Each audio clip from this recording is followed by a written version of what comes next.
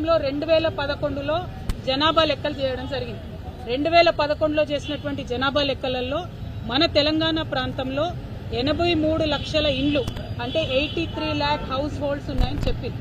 ఆనాడు వాళ్ళు చెప్పినటువంటి జనాభా, కేంద్ర ప్రభుత్వం చేసిన జనాభా లెక్కల్లో 3,50,00,000 మంది జనాభా ఉందని చెప్పింది.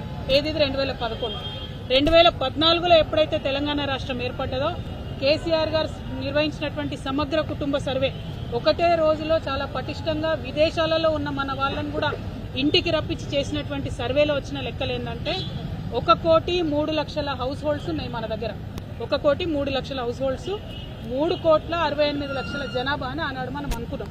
అంటే కేవలం 4 ఏళ్లలో 2011లో పెట్టినటువంటి చేసిన లెక్కల నుంచి 2014లో చేసినటువంటి లెక్కలకే 20 లక్షల ఇండ్లు పెరిగినాయి ఆనాటికి.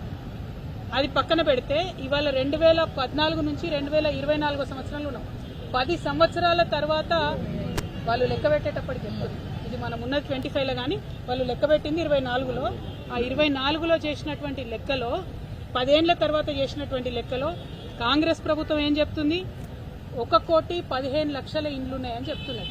1,15,00,000 జనాభా ఎంత అని చెప్తుంది, 3,70,00,000 అని చెప్తుంది.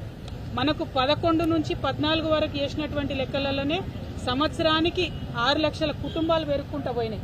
ఆ లెక్కన